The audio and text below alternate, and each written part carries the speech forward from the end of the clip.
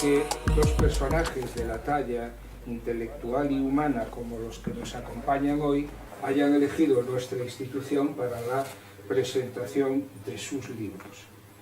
Estas obras no solo son un testimonio de la riqueza de la reflexión contemporánea, sino también una llamada urgente al debate y a la defensa de los valores democráticos constitucionales.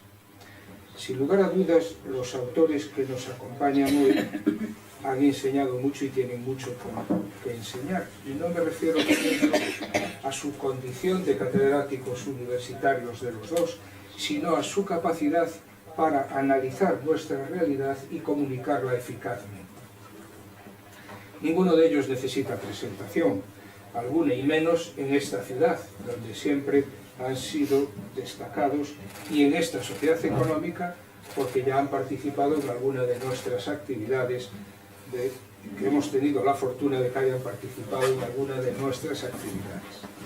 Comenzaré destacando la trayectoria de Darío Villanueva, una figura central en el ámbito de las letras, miembro de la Real Academia Española desde el año 2007, de la que fue su director entre 2014 y 2018.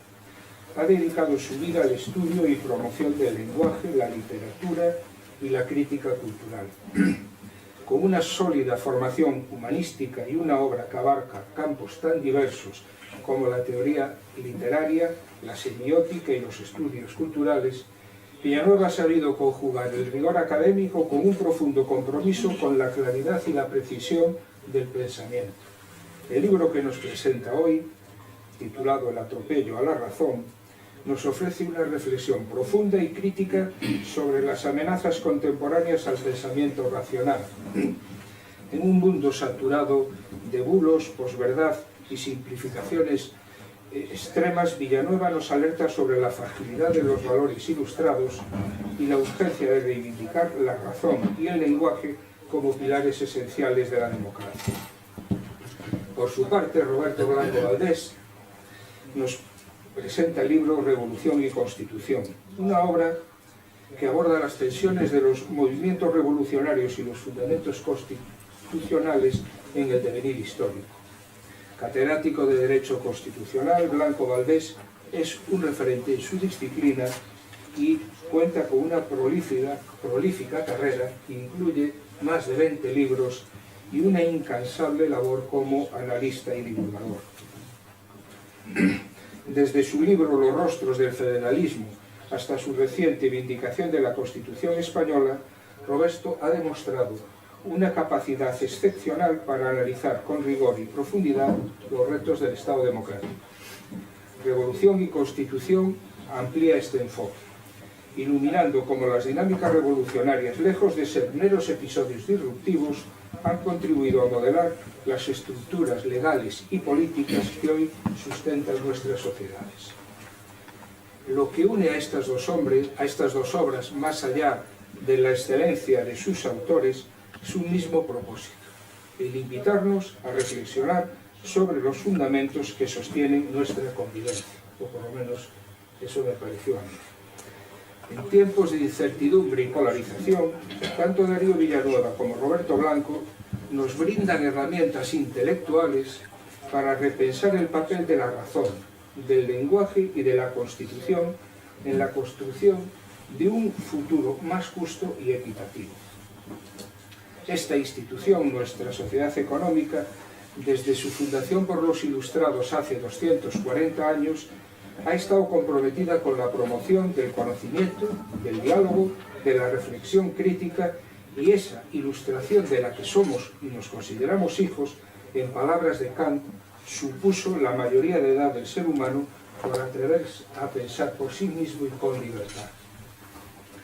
Hoy reafirmamos ese compromiso de la mano de dos figuras que encarnan los valores de rigor, libertad y compromiso que siempre hemos defendido. También tenemos la suerte que nos acompañe hoy María Méndez, periodista, presidenta de la Asociación de Periodistas de Galicia, persona con una brillante trayectoria profesional y muy querida en esta casa, que será la conductora del acto. Sin más preámbulos, les invito a disfrutar de las palabras de nuestros invitados. Muchas gracias a todos por su asistencia y tiene la palabra María Méndez. Gracias.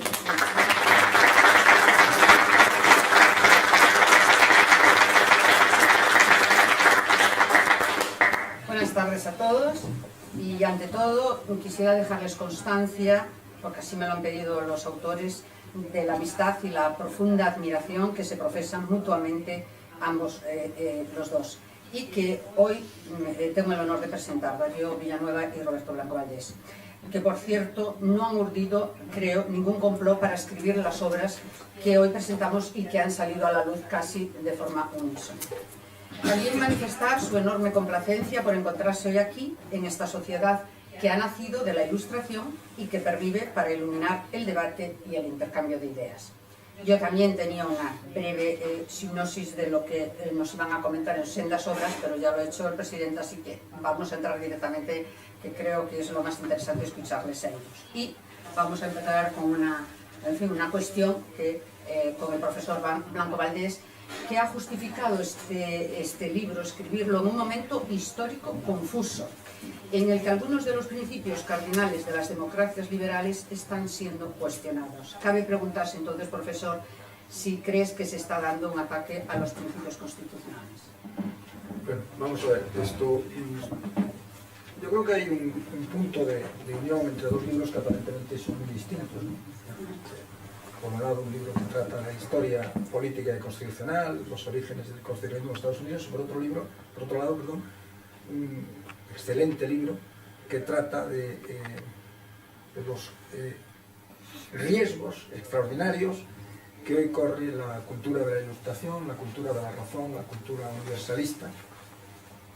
Y es ahí donde hay un punto de encuentro entre ambas obras, ¿no? La de un profesor de teoría de la literatura, un catedrático de teoría de la literatura y un catedrático de derecho constitucional, que de pronto efectivamente que somos muy amigos, que tenemos gran admiración mutua, y que de pronto hemos confluido, ¿no?, en un punto común, y es la defensa de los grandes valores ilustrados, de los grandes valores de la razón, en la cultura de la racionalidad, en la cultura de los valores del universalismo.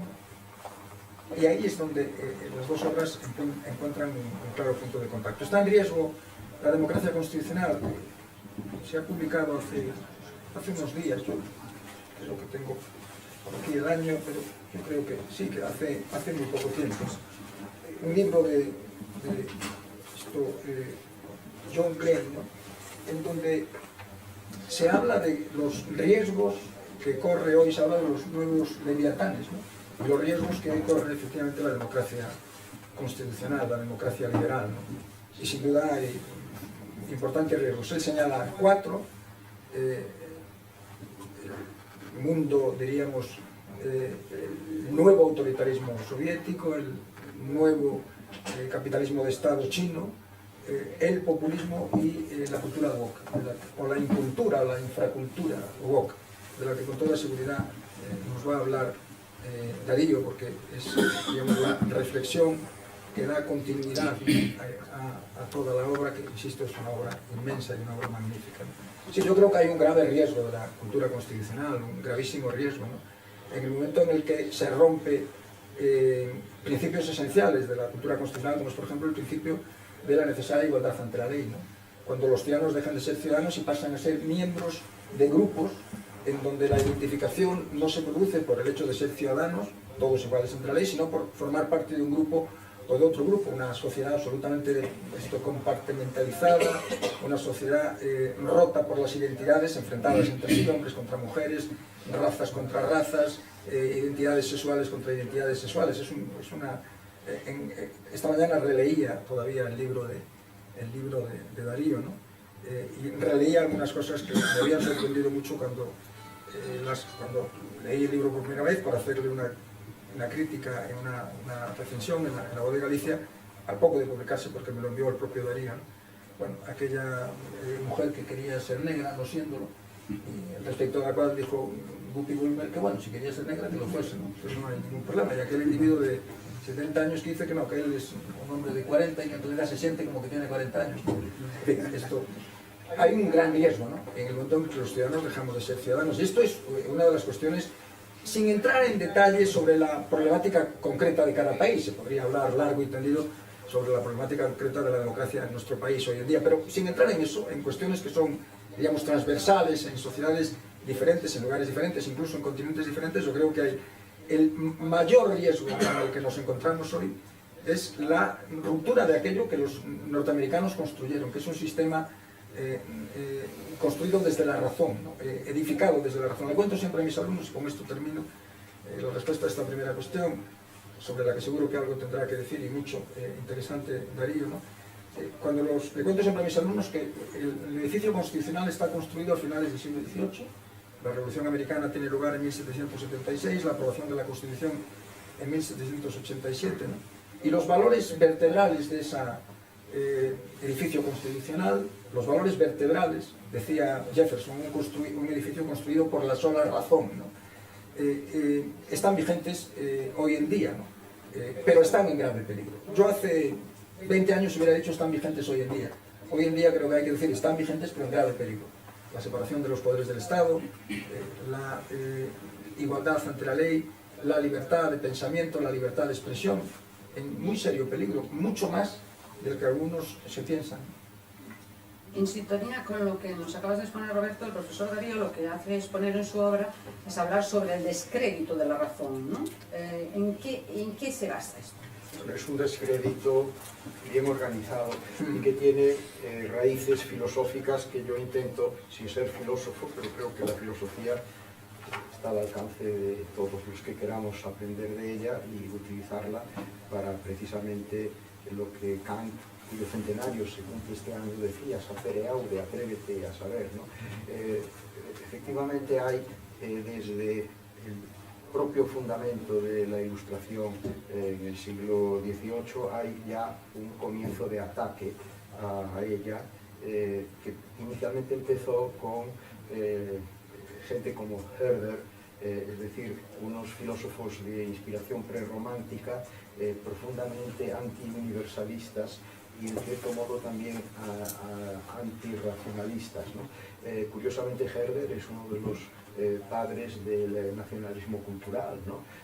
Con la idea del Volksgeist, el espíritu del pueblo que se encarna en las lenguas. Pero curiosamente, muy poco después aparece la figura de Nietzsche, que es un gran dinamitador de los principios que la Ilustración había consagrado.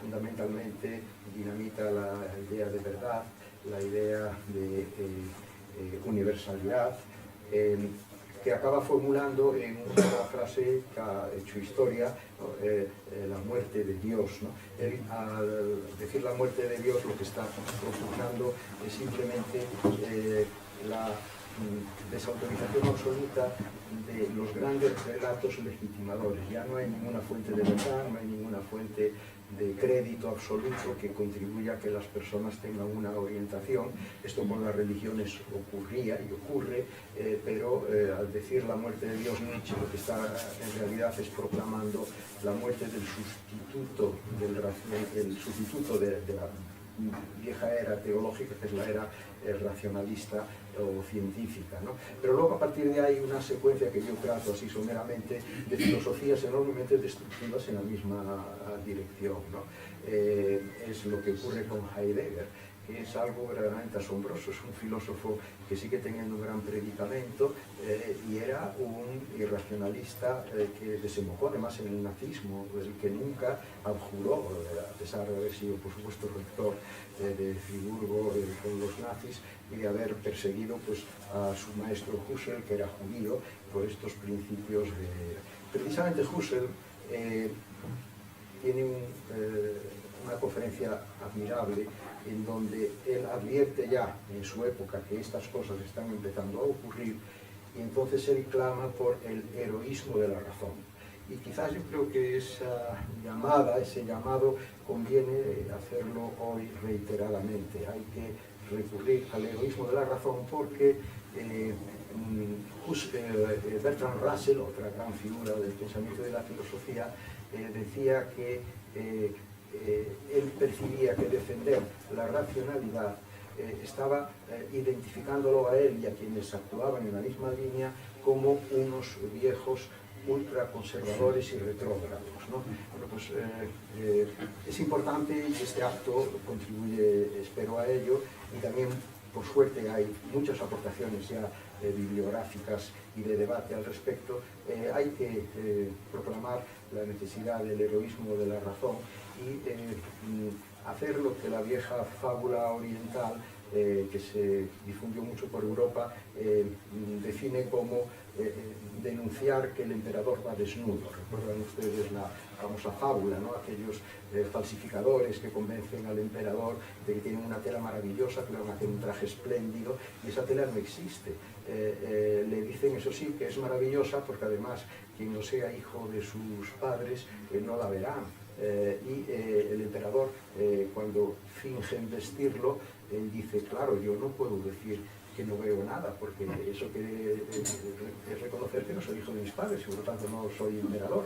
Y finge que va muy bien vestido y sale a la calle y todo el mundo, como se corre la voz, pues le aplaude y pondera las virtudes y las maravillas de los floripondios del traje, hasta que un pobre niño que no tiene nada que perder dice, pero si el emperador lo va desnudo, ¿no? Por eso hay que quizás seguir diciéndolo, porque el irracionalismo actual está conduciendo a algo que va muy ligado, creo yo, a la razón, al triunfo de la razón. Incluso en el propio fundamento de la Revolución Norteamericana hay una reivindicación del sentido común, del common sense. El common sense, la obra importante de Paine. Thomas Paine, sí, sí. El sentido común es la cosa más democrática que existe, junto con el lenguaje, ¿no?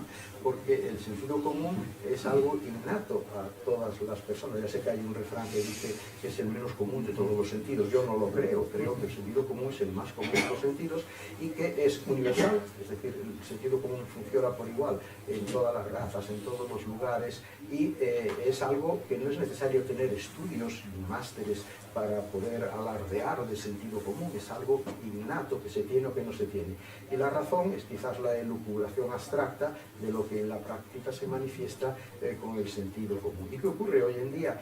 Los destructores de la razón también son enemigos al sentido común, del sentido común, al que muchas veces califican pues, de fascista o de, en fin, de lo peor que podamos pensar. Leía yo este fin de semana una entrevista con una feminista italiana muy importante, amiga que fue, yo creo que en parte sigue siendo de Judith Butler, que es la gran teórica de la línea que está destruyendo la esencia del feminismo, que es un fruto de la Ilustración. Las primeras grandes feministas fueron varias mujeres del siglo XVIII, una de ellas Olympe de Gouges, revolucionaria a la que le cortaron la cabeza cuando el terror, otra Mary Wollstonecraft en Inglaterra, pero en España Josefa Amar y Borbón, también tratadistas de la reivindicación de la mujer. Pues bien, el feminismo tuvo después una evolución hasta convertirse, creo yo,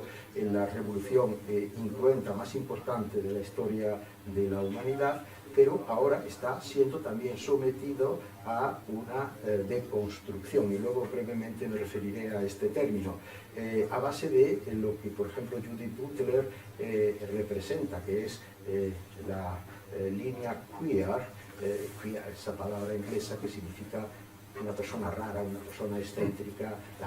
La filosofía queer está destruyendo el feminismo porque niega la existencia ya no de los géneros, sino de los sexos. Y para el binarismo, para los queer, es totalmente inaceptable, es reaccionario, es fascista. Y por lo tanto, uno de los seguidores, que es además español, Paul B. Preciado, el B es de Beatriz, porque inicialmente era una mujer, pero ahora es un filósofo que está teniendo mucho eco desde los Estados Unidos. Su manifiesto contrasexual dice que es absolutamente reprobable utilizar la palabra mujer y hombre. Hay que utilizar la expresión cuerpo hablante. O sea, que todos nosotros somos cuerpos hablantes, porque ¿qué importa la genética, los órganos sexuales, la anatomía? Eso no cuenta. Pues bien, Adriana Cavarero, que es esta feminista italiana que en fin, denuncia esto, habla precisamente del problema que se plantea con el sentido común. Es decir, negar la existencia del sexo es ir en contra, no de la razón, sino en contra del sentido común y de la evidencia de las cosas.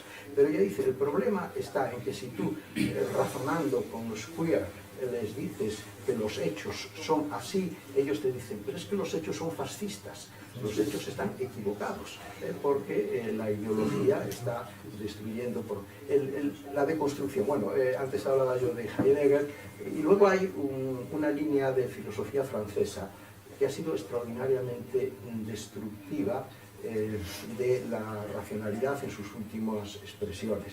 Especialmente este filósofo Jacques Derrida, que fue el que acuñó el término deconstrucción. Por no utilizar destrucción, que es lo que realmente él propone, utiliza deconstrucción como una de las líneas potentes de lo que llamamos el posmodernismo. El posmodernismo es aquello que se supone viene después de la modernidad, y la modernidad nace con la Ilustración.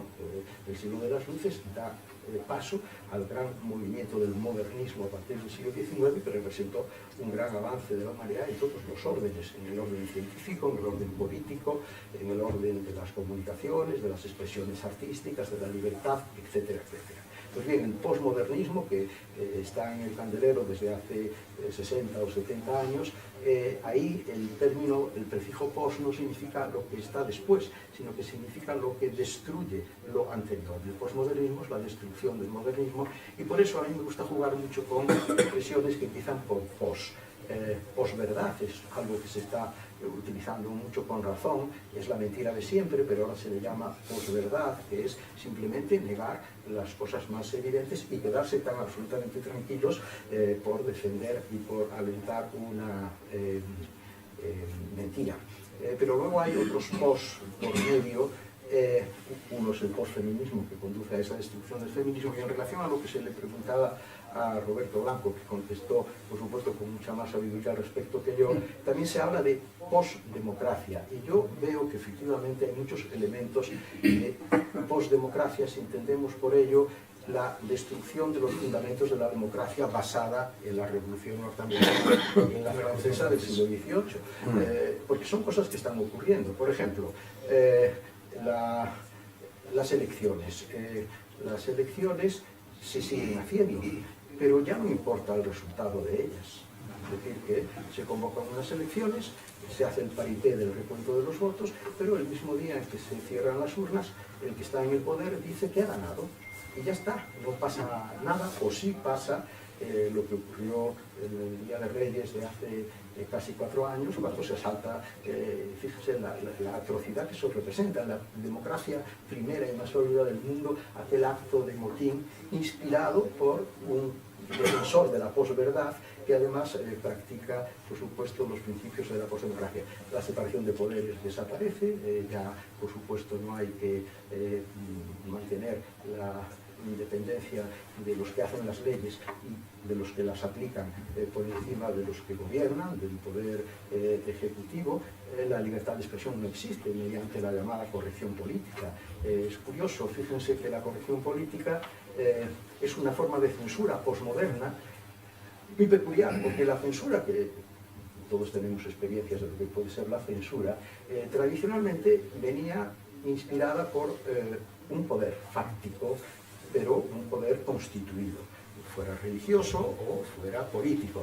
Pero esta corrección política viene de instancias etéreas emanadas de la sociedad civil, es decir, un grupo, una minoría, una tendencia, decide que algo se puede decir o no se puede decir, que algo es correcto o no es correcto, y esto afecta a las formas de expresión y a las conductas también. No me quiero extender más, pero voy a enlazar simplemente con una cosa, ya que Roberto habló del problema de la subcultura woke.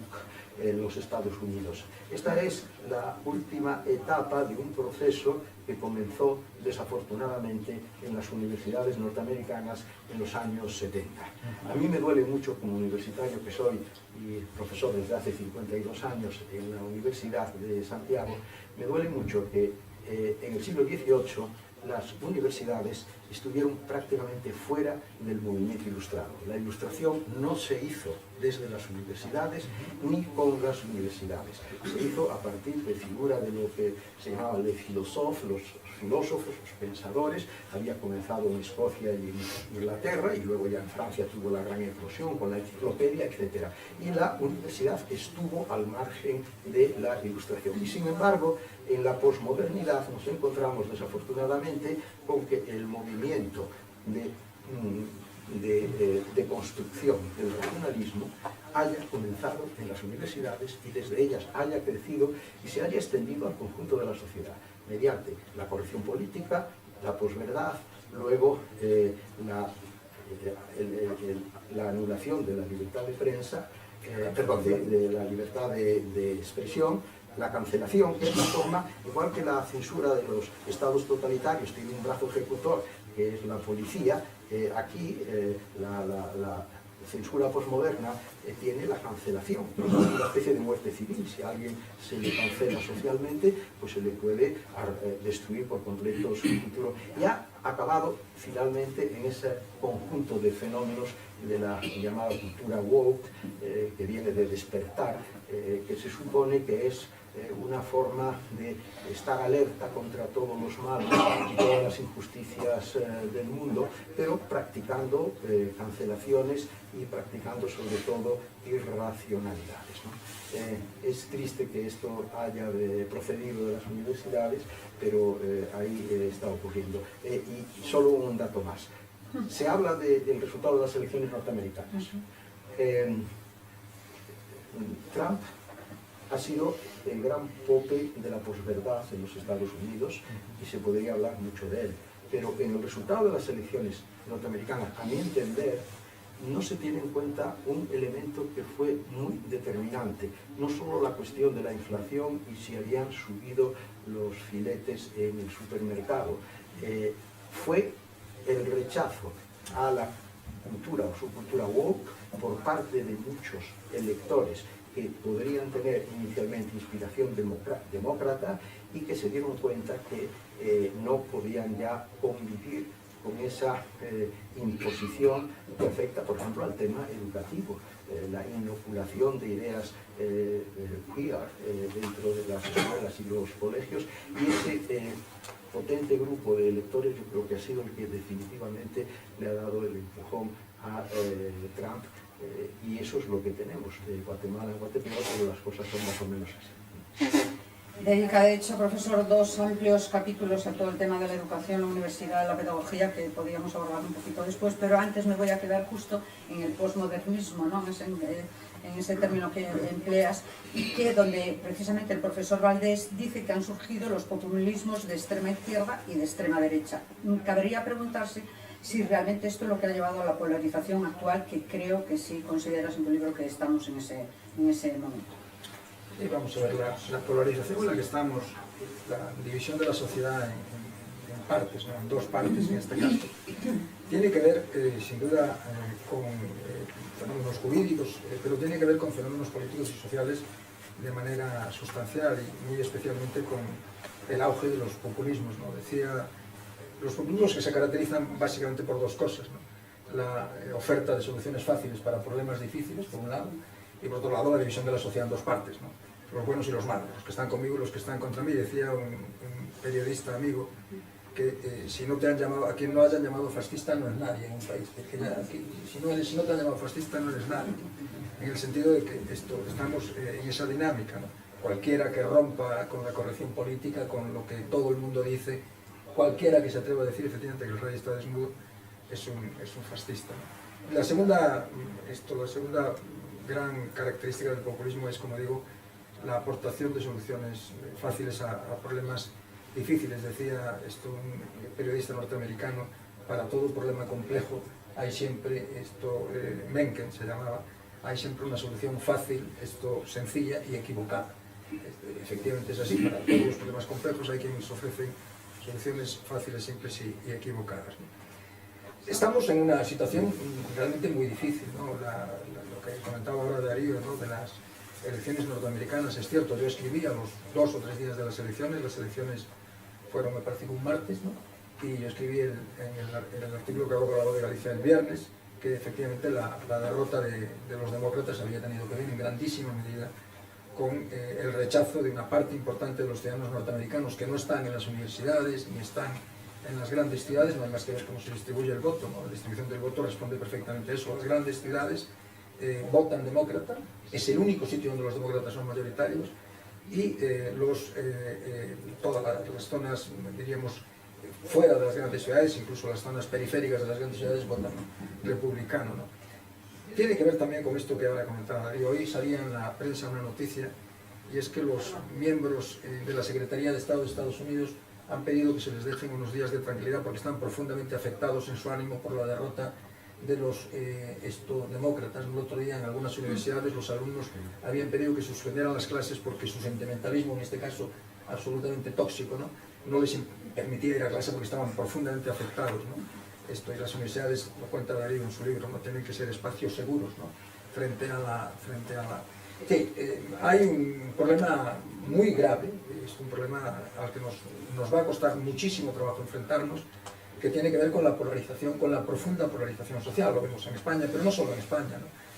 Los electorados han basculado hacia los extremos. Esto se ve perfectamente en Alemania, se ve perfectamente en Francia, en Bélgica, en algunos países nórdicos que eran un modelo de gran consenso social, lo que se llamaba el consenso fundamental, en donde había consensos básicos sobre temas esenciales, y donde hoy hay una polarización extrema, ¿no? Que crecen las izquierdas extremas y las derechas extremas. A veces incluso los partidos aparentan ser lo mismo, pero no lo son. El caso del Partido Demócrata en Estados Unidos es un caso claro. El otro día me comentaba Darío, y hoy lo veía en unas páginas que había leído, pero que no recordaba, que si uno entra en la página del Partido Demócrata, hay como 16 o 17 vías distintas, no si uno es blanco, si uno es negro, si uno es heterosexual, si uno es homosexual, si uno es binario, si no... Esto es un disparate, esto es un auténtico disparate. Se ve perfectamente en España, en donde de pronto se ha aprobado una ley que permite a las personas acceder al registro civil y pedir en el registro civil que le borren su inscripción como hombre o como mujer y pasen a ser mujer o hombre. Es una cosa absolutamente disparatada, pero se aprueba en una balsa de aceite donde prácticamente nadie se atreve a decir nada, y los que nos atrevemos a hacerlo somos calificados inmediatamente. Yo creo que es el calificativo más empleado, es fascista. Todo el mundo es fascista, todo el que levante la voz, el que se atreva a decir algo, el que discrepa. Eso tiene que ver con la polarización social, ¿no? Así es muy difícil construir sociedades sanas, ¿no? Una de los grandes avances que se produjo en España en el año 1978, esto es lo que hacen los americanos. Lo que hacen los americanos es construir un modelo sobre la base de un amplísimo consenso, ¿no? Intentan construir un modelo sobre la base de un amplísimo consenso, que no era al principio gran consenso. La gente no sabe que tras la Revolución Americana hay mucha gente que se exilia. Hay una provincia de Canadá que está formada básicamente por exiliados de Estados Unidos que se tienen que marchar ante la certeza de que no van a ser bien queridos en el nuevo territorio. Esa polarización está produciendo efectos tremendos. Decía que en el año 78, cuando se aprueba la Constitución, yo creo que hay un elemento esencial, que es que hay un amplísimo consenso transversal entre partidos, pero también la sociedad no estaba seccionada como está hoy en otro tipo de ideologías. Desde luego, la ideología nacionalista, que yo creo que es una perversión absoluta y que es uno de los grandes enemigos de la libertad en términos generales, de la libertad amplia, ¿no? Los nacionalismos son una auténtica peste, lo han sido tradicionalmente, históricamente, y lo son hoy, ¿no? Y efectivamente, esa polarización a la que te refieres, yo creo que es un gravísimo problema político y es un gravísimo problema social, y además todo apunta a que eso no solo no va a disminuir, sino que va a ir aumentando, ¿no? Este desacomodo social que hace que cada uno haya de situarse en un grupo Uno es esto blanco, heterosexual, esto vive en el campo o vive en la ciudad. Todo esto nos lleva a una catástrofe social. Bueno, alguien dirá, soy pesimista. No, en realidad no soy pesimista. En realidad lo que estoy es cansado, ¿no? Como tanta gente, de vivir en medio de un cinismo social inmenso, ¿no? Que resulta profundamente incómodo, ¿no? A mí por lo menos me resulta profundamente incómodo, y en ese sentido, cuando uno lee un libro como el de Darío, ¿no? Pues es muy gratificante, ¿no? Para mí ha sido muy gratificante, porque uno no cree que está loco, ¿no? Dice, bueno, no es que yo haya enloquecido, hay gente a la que admiro, gente a la que respeto profundamente, él y mucha de la gente que él cita, ¿no? Otras obras que he leído sobre el mismo tema. Bueno, es un desafío a la razón, es un desafío a la organización social que nace con el constitucionalismo, que es básicamente organización racional, que es libertad, que es igualdad, que es universalismo de los valores. Todo eso es lo que nace con el constitucionalismo y lo que está en riesgo hoy con toda claridad. El profesor Valdés se refirió a algo que tú calificas como quilombo identitario, ¿no? ¿Piensas que ese quilombo identitario, en vez de cohesionar en estos momentos a la sociedad, lo que hace es dispersar, diversificar? O sea, ¿qué viene después de todo ese desorden? Sí, claro, yo cuanto más viajo, más idéntico me encuentro con el resto del mundo. Y sin embargo ahora parece que es exactamente al revés, jugando con las propias palabras. Identidad viene de idem, y en latín idem significa lo mismo. Y sin embargo, lo que está predominando es la identidad como aquello que nos distingue, nos separa y nos enfrenta con los demás. Y luego todo va amparado de una exacerbación narcisista del ego, del yo tirano, algunos hablan de ello, que llega hasta esos extremos. Esta señora Rachel Dolezal, que mencionó Roberto, es hija de dos caucásicos, como ellos dicen, una alemana y un húngaro. Nació en Estados Unidos, de ellos dos, y sin embargo en la Asociación de Defensa de los Derechos de los Negros Norteamericanos descubrieron un día que ella era esto y la expulsaron. Y se montó un gran escándalo, porque ella decía que realmente ella se sentía negra. Eso sí, utilizaba un maquillaje oscuro, se rizaba el pelo en la peluquería y había prohijado a dos gemelitos negros, y que ella realmente era negra. ¿Qué importaba el hecho de que fuera caucásica por las familias? No, ella era negra porque se sentía negra. El problema de esto es que todo el mundo tiene que aceptar que es negra, porque esa persona se declara así. Es el caso también de Rochenwald, este famoso holandés, que demandó al Estado holandés porque solicitaba que en todos los documentos oficiales que le afectaban cambiaran la fecha de su nacimiento, porque él tenía 64 años, pero se consideraba un hombre de 50, y el Estado, al mantener la publicidad de su fecha real de nacimiento, le estaba causando males y perjuicios. Por ejemplo, a la hora de pedir una hipoteca con sus 50 años le sería mucho más fácil que con los 64 que eran reales. Y luego añadía una cosa muy chusca, decía, y además en Tinder, que es la red social para ligar, si yo salgo con el dato de que tengo 64 años, no rasco bola, y en cambio con mi cara, porque él decía que su médico le llamaba el pequeño Dios cuando le hacía los chequeos, porque lo encontraba tan estupendo y tal. Hay muchos más casos. Hay una señora holandesa que firmaba con un nombre que no era el suyo, de Fonseca, que era católica, pero que inventó la historia de que ella era judía, que había estado en el campo de concentración de Auschwitz y que había escapado y que le había prohijado una manada de lobos italianos. Claro, la historia tan absolutamente descabellada que al final... y ella, que escribió un libro contando todo esto, se enfadó mucho cuando se dijo que aquello era todo filfa. Dijo, pero mire usted, es mi verdad. y mi verdad tiene que imponerse. El problema está en que todo tiene que aceptar esas verdades. ¿Qué es lo que está pasando, por ejemplo, y Roberto ha hecho alusión a ello, con uno de los síntomas de la postdemocracia, ¿no? Que esta señora Gabarero menciona, ¿no? Ella menciona, por ejemplo, que en los Estados Unidos hay ya varias universidades en donde los servicios son unisex, y que esto está causando problemas, ¿no?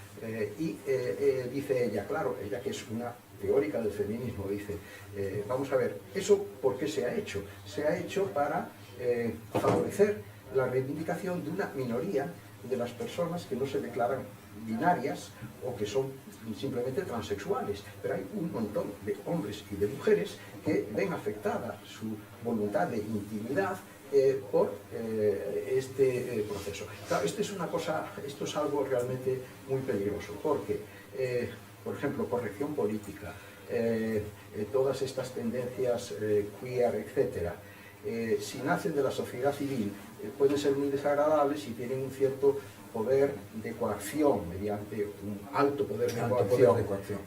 Pero es que en algunas democracias lo que está ocurriendo es que se están aceptando estos principios que tienen un origen puramente minoritario y se están convirtiendo en leyes mayoritarias. El resultado es que, como en el caso de Rachel Dolezal, todos tenemos que someternos a lo que no es más que, por ejemplo, se convierte en un delito tratar de masculino a alguien que, siendo de un sexo, se ha pasado al otro.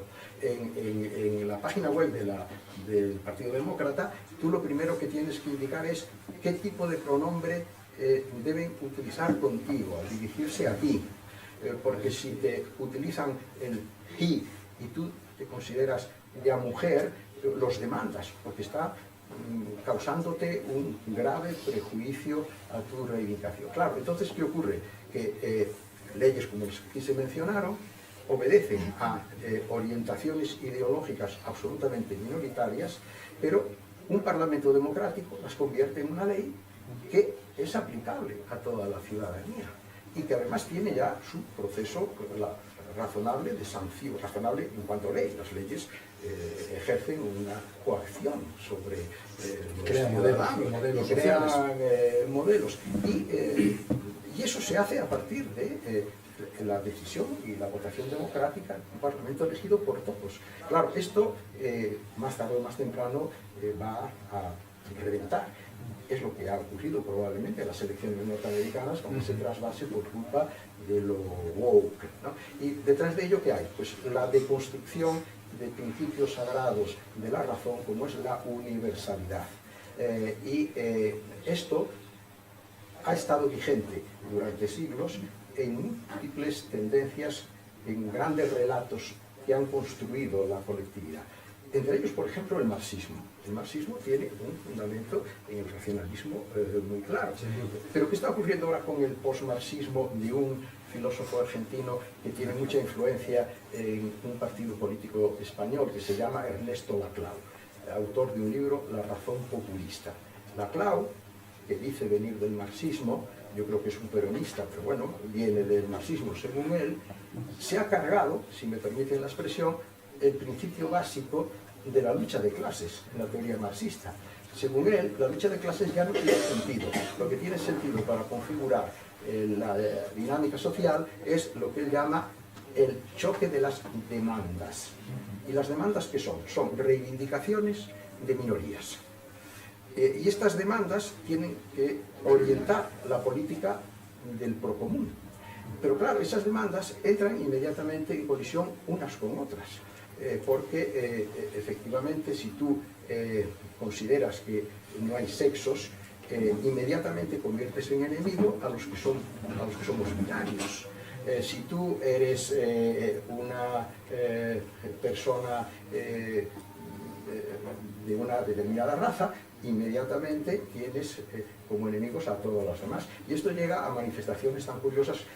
Ahora va a haber otra, estoy muy ligado a ver qué ocurre en la toma de posesión del presidente Trump. En la anterior, aparte de que él no fue, como ustedes bien saben, porque no reconoció que había perdido las elecciones, porque la posdemocracia le daba pie a ello, recordarán que hubo una intervención de una muchacha, una poeta joven, negra, que leyó un poema de inspiración, en fin, de paz y de, en fin, de consonancia y de consenso, ¿no?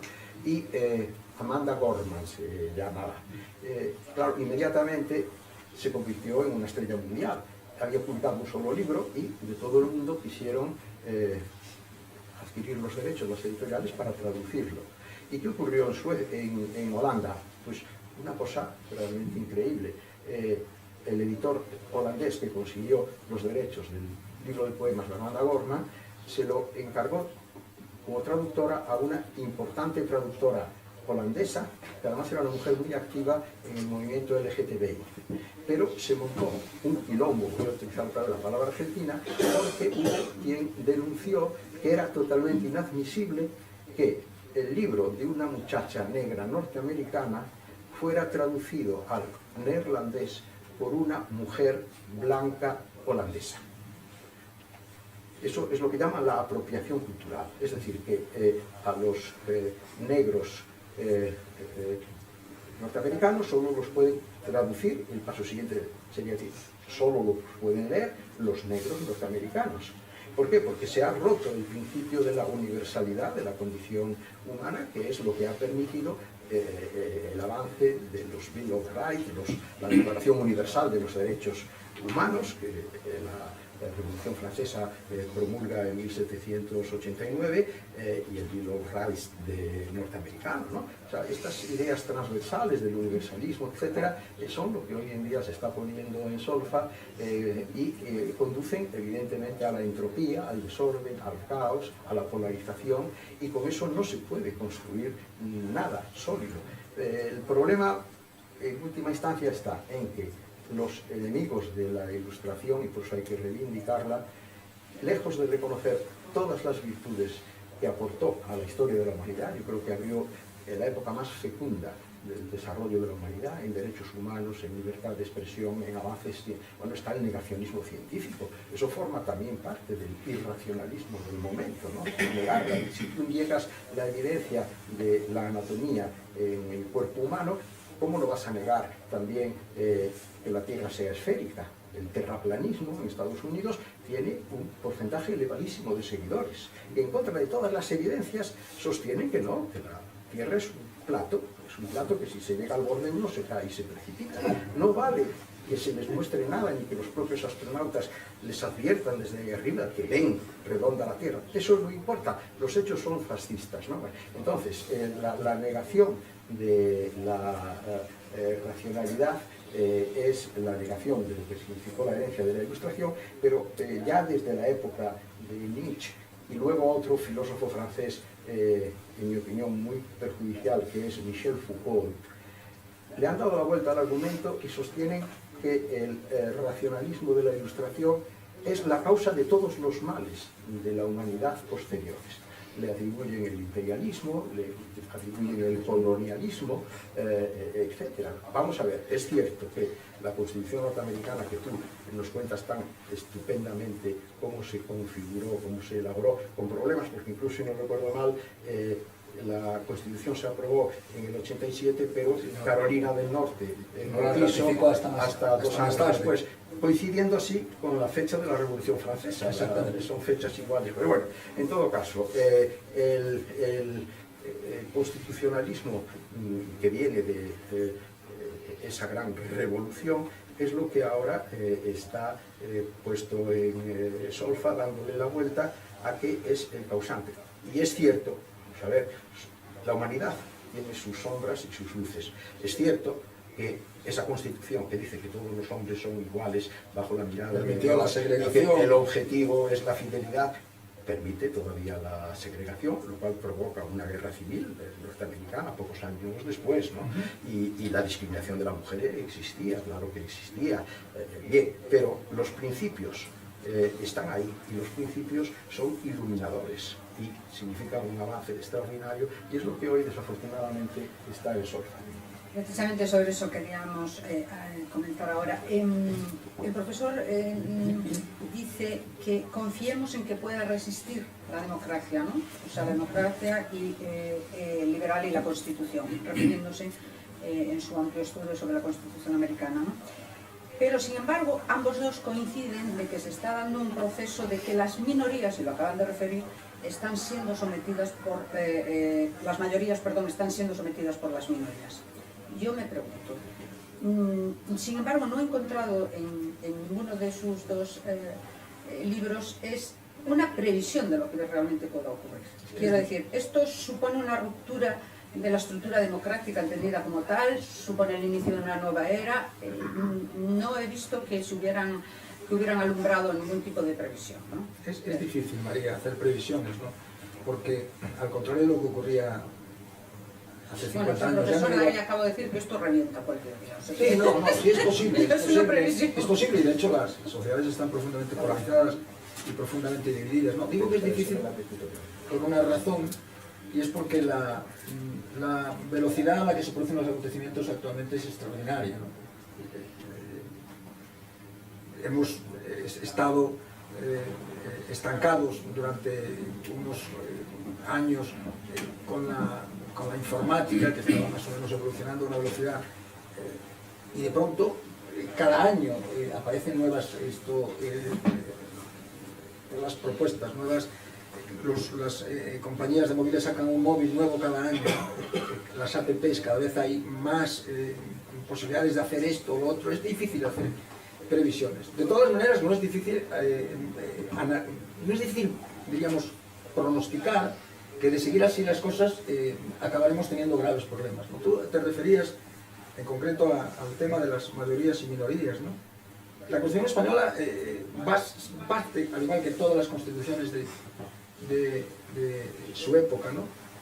Todas las constituciones que se basan en los principios de la democracia liberal y en un principio de igualdad ante la ley, ¿no? Todos, dice la Constitución, todos los españoles son iguales ante la ley, sin que pueda prevalecer discriminación alguna por razón de sexo, raza, religión o cualquier otra condición de índole personal o social, ¿no? Cuando estamos en un contexto en el que la discriminación es la ley fundamental, o sea, hay discriminaciones constantes, ¿no? El principio de igualdad en realidad lo que garantiza es que podemos ser distintos, que podemos ser diferentes, ¿no? Pero con un criterio básico, y es que todos somos iguales ante la ley, que la condición que nos une es la condición de ciudadanos. Y en el fondo somos distintos, tenemos procedencias distintas, toda la gente tiene religiones distintas. La sociedad española hoy es una sociedad plurireligiosa, muy secularizada, pero plurireligiosa, pluriracial, pero lo que nos une a todos es la condición de ciudadanos, ¿no? Bueno, la pérdida de la condición de ciudadano, diríamos, deconstrucción de la condición de ciudadano es extremadamente grave, es terrible, ¿no? El hecho de que dejemos de ser ciudadanos y pasemos a ser, por ejemplo, habitantes de territorio, ¿no? Esto no es razonable que la imputación de gasto, la imputación se haga en función del territorio al que uno pertenezca, ¿no? Somos ciudadanos iguales ante la ley, y por tanto el principio ha de ser en todos los ámbitos este principio, ¿no? Bueno, yo no soy capaz de hacer previsiones sobre lo que puede pasar, pero sí sé que estamos en un momento muy malo por una razón fundamental, porque la cantidad de personas que se han plegado a la opinión correcta, a la opinión mayoritaria, no a la opinión mayoritaria, miento, a la opinión de las minorías convertidas en mayorías por efecto de la corrección política, es demoledora, es devastador, ¿no? Es absolutamente devastador. Las grandes revoluciones, las dos grandes revoluciones liberales, la norteamericana y la francesa, pero también los gaditanos, ¿no?, en España, construyen toda su armazón, toda la arquitectura constitucional está construida sobre la base de que lo que hay en la sociedad son ciudadanos iguales. Es verdad, decía ahora Darío, y tiene razón, la Constitución norteamericana no dice nada sobre la segregación racial, es un tema que no... Pero es verdad que en una sentencia del año 1863, yo creo, Plessy versus Ferguson, yo creo que es la sentencia, me parece recordar, se declara el principio de equal but separate, el principio de somos iguales pero podemos estar separados, la segregación racial, ¿no? Pero es una misma sentencia del Tribunal Supremo de los Estados Unidos la que acaba con la segregación racial. Yo creo que es Brown versus Topeka, ¿no? Donde se establece que el principio de iguales pero separados es inconstitucional. En la introducción del libro menciono una cosa que me dejó profundamente preocupado, ¿no? Una de las grandes aportaciones de los norteamericanos al acervo común del constitucionalismo es el control de la constitucionalidad de las leyes. Es el hecho de que las leyes tienen que estar de acuerdo con la Constitución, y si las leyes violan la Constitución, todos los jueces tienen la posibilidad de inaplicar las leyes que son inconstitucionales. Bien, hace unos años, pocos años antes de publicarse el libro, hacia los 2015, 2016, no recuerdo exactamente cuándo, el New York Times publica un artículo de dos o tres profesores importantes de universidades americanas. La universidad se ha convertido en un estercolero en gran medida en Estados Unidos, por lo menos las facultades de ciencias sociales, en donde todo este tipo de locuras, de las identidades, de lo políticamente correcto, de la apropiación, todo esto, sobre todo las más prestigiosas, curiosamente las más prestigiosas, ¿no?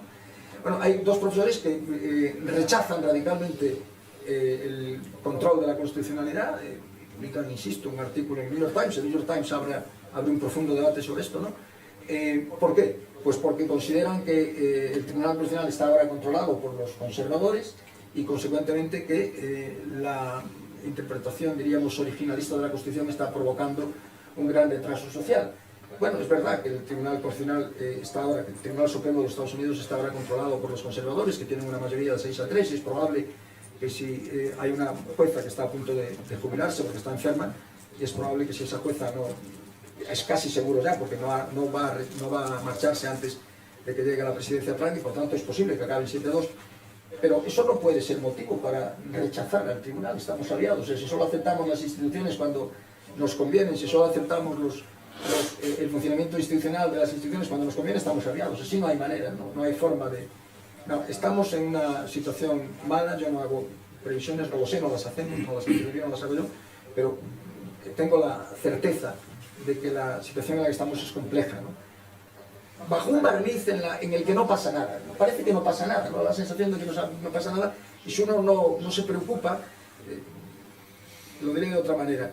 Algunos de los periódicos mayoritarios en España, incluso me atrevería a decir que el mayoritario, no suele dar información sobre estos aspectos, no suele dar información sobre estas cosas. Hay que ir a otros medios de comunicación para que de pronto te cuenten estas cosas que están pasando, por ejemplo, en las universidades, ¿no? Donde están pasando muchas cosas raras, muchas de las cuales esto descubre con gran coraje Darío en su libro. Universidades que preocupan mucho al profesor Villanueva y que hablan de esos espacios seguros, de la libertad de cátedra, de esa mala pedagogía, la no cultura del esfuerzo, etcétera, etcétera. Realmente, ¿cómo va a influir en las nuevas generaciones todo esto? Cambalache, que tú... Bueno, para mi sorpresa, yo empecé a ir a Estados Unidos como profesor muy al principio de los años 80. Entonces he vivido esa evolución creciendo hasta llegar a la situación última, ¿no?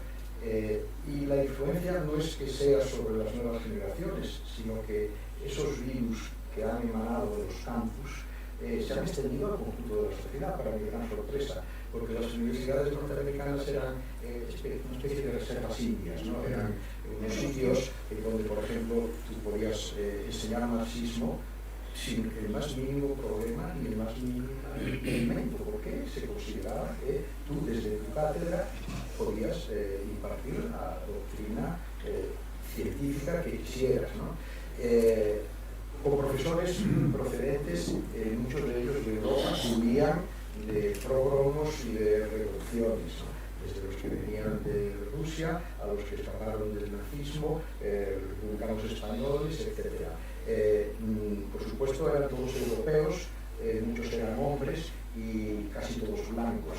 Eso hoy en día es un estigma, es decir, que en los departamentos de humanidades, por ejemplo, se ha hecho un revisionismo del canon por considerar que, por ejemplo, Shakespeare es un cristiano blanco heterosexual, bueno, de esto no estamos muy seguros, pero supongamos que sí, inglés del siglo XVII, y que ¿por qué tiene que enseñarse a Shakespeare a un muchacho chicano que ha llegado con sus padres cruzando el río y que ahora vive en Alabama, ¿no?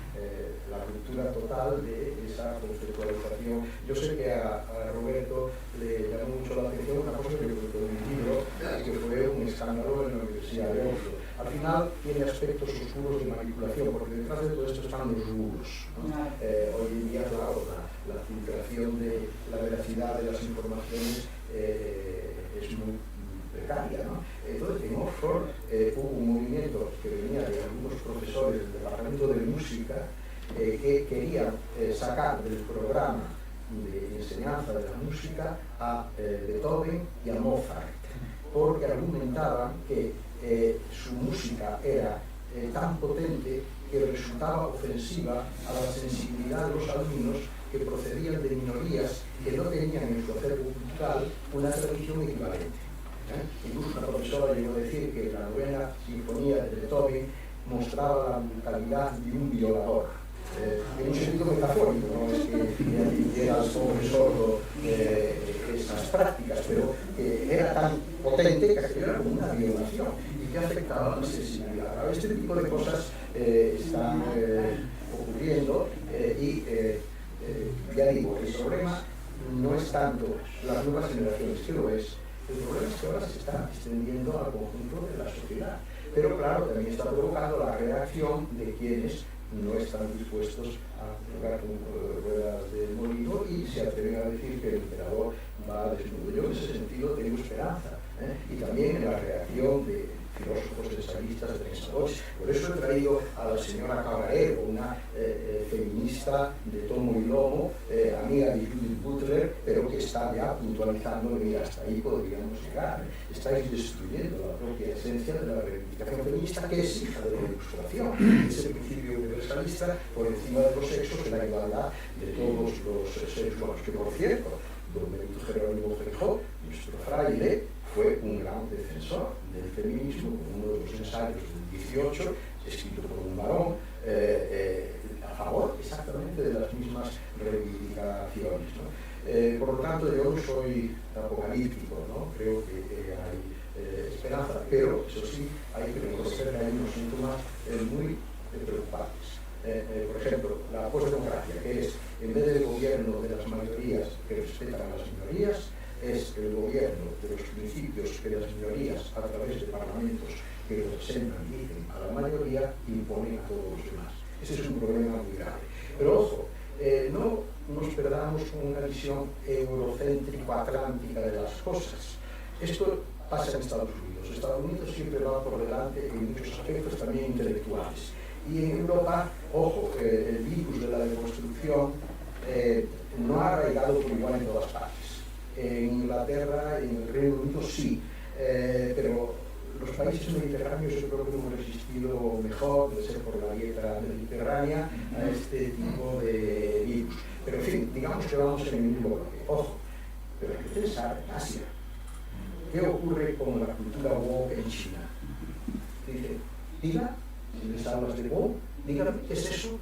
Es algo que está totalmente al margen de la cultura mainstream de la China, que tiene 1.400 millones de habitantes y que es una potencia increscente desde el punto de vista económico, político. Militarmente no son tan peligrosos como otros, porque no tienen tradición imperialista militar, son mucho más sutiles, van por otros lados, ¿no? Y luego, culturalmente, yo también creo que tienen un potencial muy inferior al potencial, me refiero en los aspectos culturales.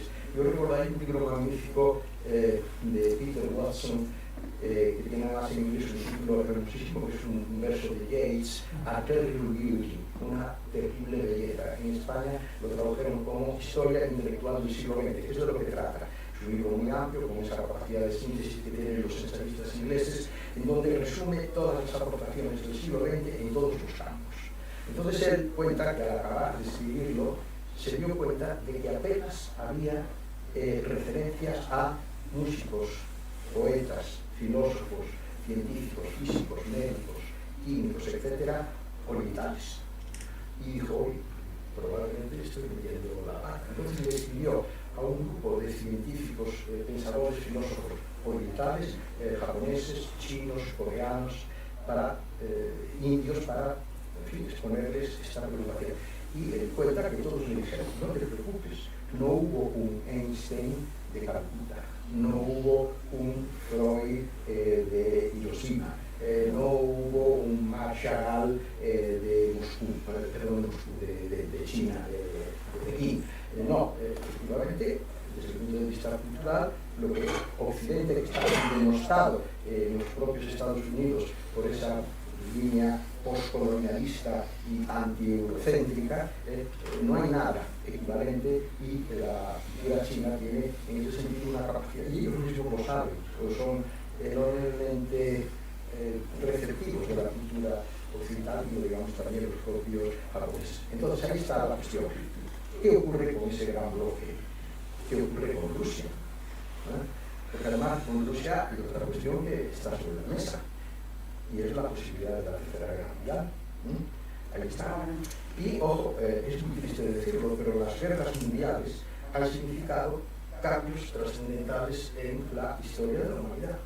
Las guerras son terribles, pero las guerras son como una sangría de la medicina antigua, ¿no? Te liberan de los humores, destruye, pero al mismo tiempo a partir de ahí empieza la construcción, y yo sinceramente creo que estamos en un momento muy delicado también en esta... Pero el asunto de lo woke en Asia no hay la más mínima receptividad. Y en Rusia hay exactamente lo contrario. Rusia está utilizando la argumentación ideológica de que Estados Unidos y Europa están corrompidas ya precisamente por todos estos vicios intelectuales. Y lo digamos, puesto el Islam, comparemos la ideología islámica con la cultura woke. Claro, incluso ellos llegan al extremo de lo que está ocurriendo en Afganistán y en Irán con la propia condición de la mujer. No veamos exclusivamente las cosas desde nuestra perspectiva. Yo no sería totalmente pesimista, creo en la reacción, porque si sigues fiel a los principios de la Ilustración, tienes que creer en la universalidad de la condición humana y en el triunfo de la razón y en el sentido común de las cosas, ¿no? El problema es si quienes tienen el poder y se aferran a él rompen con estas referencias básicas, los grandes relatos legitimadores de la estabilidad que nace por la Ilustración, y optan por otras soluciones postmodernas. Por cierto, decía Roberto que la deconstrucción, que es mi caballo de batalla, arraigó en los departamentos de Humanidades y Ciencias Sociales. Ojo, el departamento de Arquitectura de la Universidad de Princeton está totalmente dominado por la cultura woke, la corrección política, etc. Hasta el extremo de que contrataron a un prestigioso arquitecto español, Alejandro Jaera Polo, para que fuera decano allí, y este hombre acabó siendo expulsado porque quiso cambiar en una facultad de arquitectura que no tiene que estar, como está ahí, en el ámbito de las humanidades, tiene que estar en el ámbito de las ciencias aplicadas, de la construcción, de la ingeniería, etc., ¿no? Y allí están haciendo una arquitectura deconstructiva. A mí esto me tiene verdaderamente pasmado. Hablar de arquitectura, es decir, de construcción deconstructiva, es como hablar de hielo caliente, por ejemplo, ¿no? Pero, en fin, no quiero entrar en este tema. ¿Saben quién es uno de los grandes representantes de esta arquitectura deconstructivista de Princeton? Es un señor que se llama Peter Eisman, que les sonará, y además, si quieren, en fin, comprobar lo que es la deconstrucción, pues pueden subir aquí a la colina ya sin duda, ¿no? María, antes de la siguiente pregunta, añadir solo una cosa. Volviendo a John Gray, en relación con lo que planteaba ahora Darío, claro, es que estamos pensando en los años 80. Bueno, Fukuyama escribe el famoso artículo sobre el final de la historia, ¿no? La democracia liberal se ha impuesto, hemos sido capaces de arrinconar la única gran alternativa que había pervivido, derrotando los fascismos a la democracia liberal, que es el comunismo. El comunismo ha sido derrotado, el comunismo... Pero claro, la realidad de los hechos, uno podía creer cuando lee el artículo de Fukuyama, que explica claves de la práctica en castellano muy pronto, puede pensar incluso que tenía razón, ¿no? Claro, transcurridos años, no muchos años, ¿no? Lo que ha ocurrido es que nos encontramos con un panorama tremendo, ¿no? Con una de las grandes potencias, la segunda potencia mundial en estos momentos, que vive bajo un régimen autoritario. Yo tuve este año una alumna china muy lista, que hablaba razonablemente bien español y con la que tenía que hacer sesiones, y las hice, sesiones privadas. Al acabar las clases, ella venía a las clases, pero luego venía al despacho y yo le explicaba la asignatura, y todas sus categorías estaban absolutamente cambiadas, ¿no? No sabía lo que eran los derechos y libertades. Explicarle qué eran los derechos y libertades era muy complicado, explicarle qué era la separación de poderes era muy complicado, explicarle lo que era un régimen, todo eso era muy complicado porque vivía en otro universo totalmente distinto, no tiene nada que ver el universo en el que vive. Esa es una de la segunda potencia mundial. En Rusia se ha producido un aumento pavoroso y en una dinámica pavorosa, una deriva pavorosa hacia el autoritarismo, que tiene de nuevo una gran raíz, enraiza de nuevo con el autoritarismo soviético, ¿no? La persecución de las ideas, del pluralismo democrático, el autoritarismo, la centralización. Y en los lugares en donde... Esto es una gran parte del mundo, ¿eh?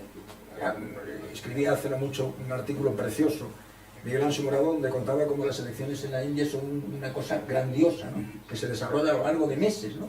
Porque, claro, es de una complejidad extraordinaria.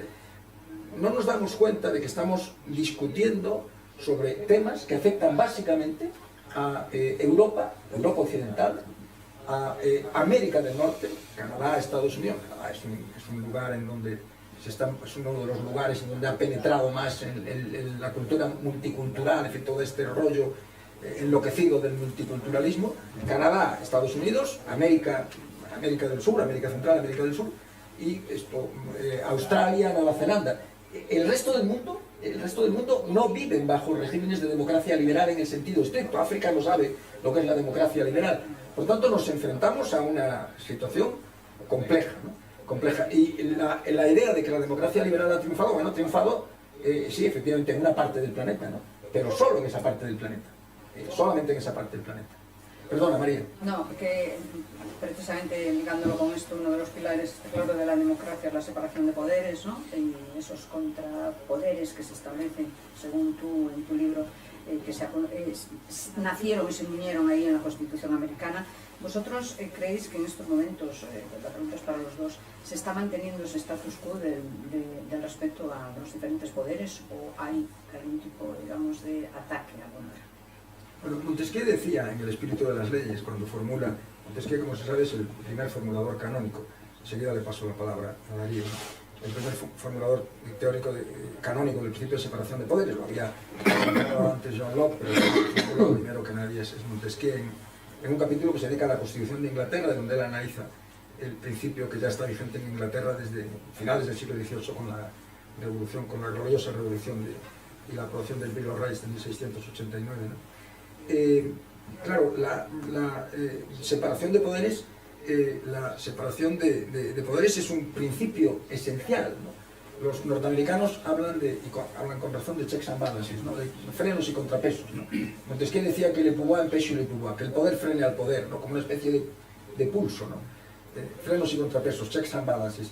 Bueno, pues efectivamente es un sistema de frenos y contrapesos, ¿no? Donde el presidente puede vetar las leyes del Congreso, donde el Congreso puede aprobar un impeachment, contra una censura contra el presidente, donde el Tribunal Supremo puede declarar inconstitucionales las leyes, donde el presidente elige a los miembros del Tribunal Supremo, pero han de ser ratificados por el Senado de los Estados Unidos. Hemos visto, yo lo apunté en un artículo de La Voz, diciendo, hombre, esta cosa de que, Trump va a hacer lo que quiera, ya lo veremos, ¿no? Y lo acabamos de ver, propone a un fiscal, a un ministro de Justicia, que aquí se llama de otra manera, propone a un ministro de Justicia que finalmente renuncia porque sabe que no lo van a confirmar en el Senado, lo que ellos llaman el advice and consent, el consejo y consentimiento del Senado, ¿no? Bueno, hay graves problemas con la separación de poderes y hay un problema especial que tiene que ver con las democracias parlamentarias europeas en las que vivimos, con los sistemas parlamentarios. Y acabo ya. En los sistemas parlamentarios, al contrario de lo que ocurre en los sistemas presidencialistas, quien elige al Parlamento, quien elige al presidente es el Parlamento. Esto es una anomalía europea que tiene que ver con el hecho de que en Europa los regímenes constitucionales se construyen a partir de la monarquía absoluta. Por eso tenemos ejecutivos con dos cabezas, ¿no? Un rey, un presidente de la República y un presidente del gobierno. Esto no ocurre en América. En América hay un presidente, los americanos organizan el poder racionalmente y dicen, bueno, si vamos a elegir al que legisla, vamos a elegir al que gobierna. Y en Francia tampoco. Y en Francia tampoco, efectivamente. Entonces, ¿qué ocurre?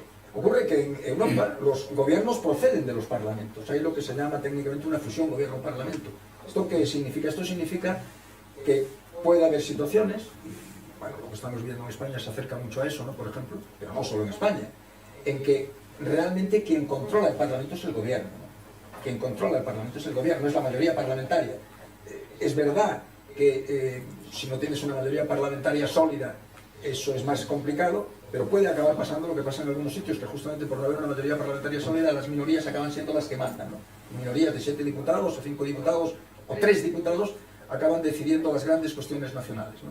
Si hay impuestos, si no los hay, si este impuesto es provisional o no lo es, si este impuesto se pone o no se pone, y lo acaban decidiendo estos diputados que representan a un solo territorio. Aquello que decía un diputado británico, muy conocido, ¿no? En la West Lothian Question, cuando plantea es razonable que los diputados de Escocia o de Gales puedan decidir los asuntos que nos afectan a todos y que nosotros no podamos decidir ninguno de los asuntos que afectan a Escocia y a Gales. ¿Es razonable esto? ¿Es razonable que los diputados nacionalistas deciden lo que nos afecta a todos y nosotros no podemos decir lo que afecta a esos territorios? El tema de la división de poderes la cuestión de la división de poderes es una cuestión central y estamos enfrentándonos a realidades, algunas nuevas, otras que no lo son tanto, en fin, que ponen en cuestión un principio esencial. La Declaración de Derechos del Hombre y Ciudadano de 1789 decía: allí donde no hay separación, donde los poderes no están separados y los derechos no están asegurados, no hay constitución. Decía, no hay plan de constitución, no hay constitución. Y yo vuelvo a esa idea de la posdemocracia que me tiene muy seducido porque entra dentro del paquete de la posmodernidad y todas las pos que están por medio, ¿no? Y yo en la posdemocracia, sin la sabiduría de Roberto al respecto, yo encuentro algo que ya he dicho. Por ejemplo, el paripé de las elecciones. Es curioso, se siguen manteniendo las elecciones. Hay elecciones en Rusia, hay elecciones en Nicaragua, hay elecciones en India, pero en Venezuela también. Pero, ¿qué ocurre? Ya no es ni siquiera aquello que, por ejemplo, nuestro sistema electoral del 19 se daba, que es el pucherazo, ¿no? Es decir, que se manipulan los votos para que salgan de una determinada manera. Es que ahora ya se ha dado un paso más allá, ya no es problema de pucherazo, se hace la gran ceremonia de votar, pero el día en que se cierran las urnas, lo vuelvo a decir, el que está en el poder anuncia que ha ganado, ¿no? Y ya está, es lo que está pasando en Venezuela, es decir, que es una carcasa democrática la que ha suplido el fenómeno fundamental de las elecciones en estas posdemocracias. Y otro problema es, efectivamente, la desaparición de la independencia de los poderes, ¿no? Hay las 3 cámaras. Yo recuerdo también, por ejemplo, que en Venezuela, y si me equivoco dímelo, ahora está lo que está, el resultado ya se sabe cuál es, y sin embargo va a tomar posesión Maduro pero en un caso anterior se eligió el Parlamento que no le salió favorable y creó otro Parlamento al lado, y además lo puso en el mismo edificio. Eso es una cosa muy curiosa. Para que tuvieran relación unos con otros. Todo esto de construcción, posverdad, el establecimiento de las mentiras, pero claro, el problema de la independencia de los poderes es fundamental. Yo creo recordar que en algún momento, quizás en The Federalist, el gran libro con los artículos de los fathers, los padres fundadores, hay algún momento que alguno de ellos dice que de los tres poderes el menos peligroso es el judicial. James Madison. Y yo creo en eso, yo creo que el poder judicial... por eso está tan maltratado en España. Claro, porque además yo ahí tengo que reconocer que me ha influido mucho el ser hijo de un juez y de haber vivido a su lado su carisma. Y efectivamente en Estados Unidos sí los jueces son elegidos, pero en España no, y en Europa de una carrera judicial. Es mejor nuestro sistema. Claro, vamos a ver, es que el hecho de la votación, estos días está reponiéndose en Madrid Luces de Bohemia, que tiene unas frases geniales, ¿no? Por ejemplo, aquella en que en el café uno de ellos dice: el señor ministro no es un sinvergüenza, y el otro le contesta: usted desconoce la historia contemporánea, ¿no? Entonces, ahí también, cuando se discute sobre un tema en concreto, hay alguien que dice una cosa descabellada y la respuesta es el elemento decisorio de las realidades no está sometido a rotación, ¿no? Entonces, en el Poder Judicial, los jueces tienen que tener el reconocimiento de un carisma especial por su condición de jueces, independientemente de que tengan como ciudadanos una determinada tendencia hacia un lado o hacia otro lado. Y, francamente, está ocurriendo, bueno, en Polonia han cambiado un poco las cosas con las elecciones, pero la Unión Europea ya ha hecho advertencias a Hungría en relación a este... Y alguna a España, a España, claro, esto sí que es, si ahí quiebra la autonomía del Poder Judicial y también quiebra la legitimidad de las elecciones del Parlamento, que por suerte en España hasta ahora eso no ha ocurrido, entonces sí que ya estaríamos en una línea roja muy peligrosa que necesito saber a dónde nos podemos llegar.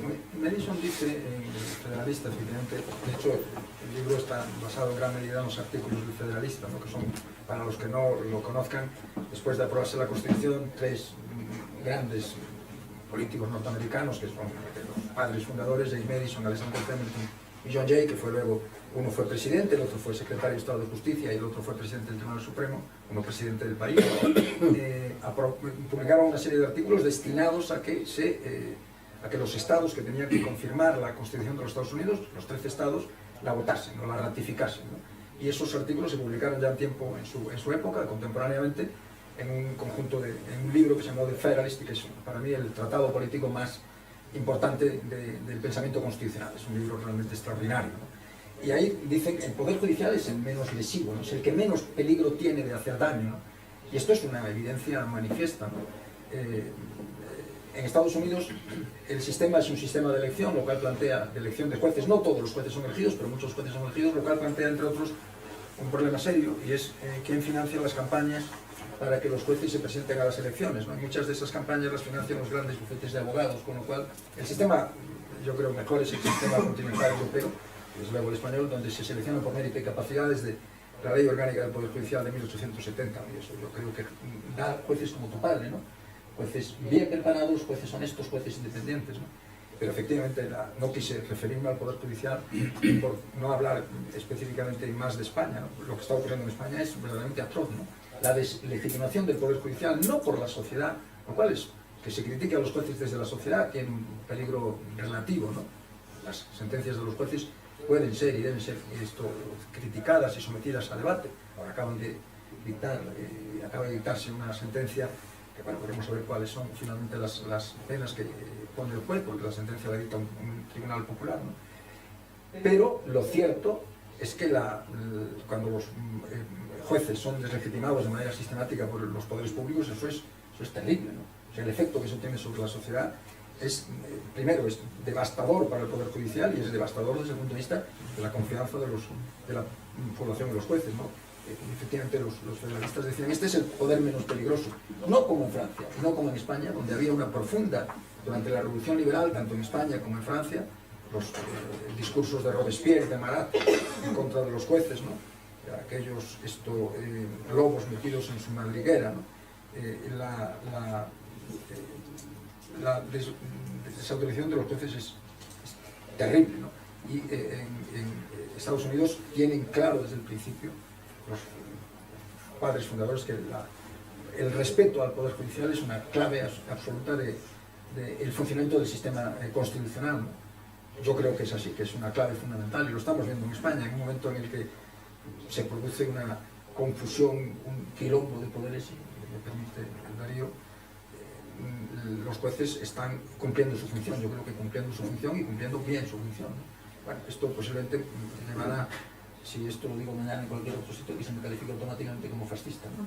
Bueno, somos los fascistas, ¿no? Pero esto es un disparate que no tiene por dónde cogerse.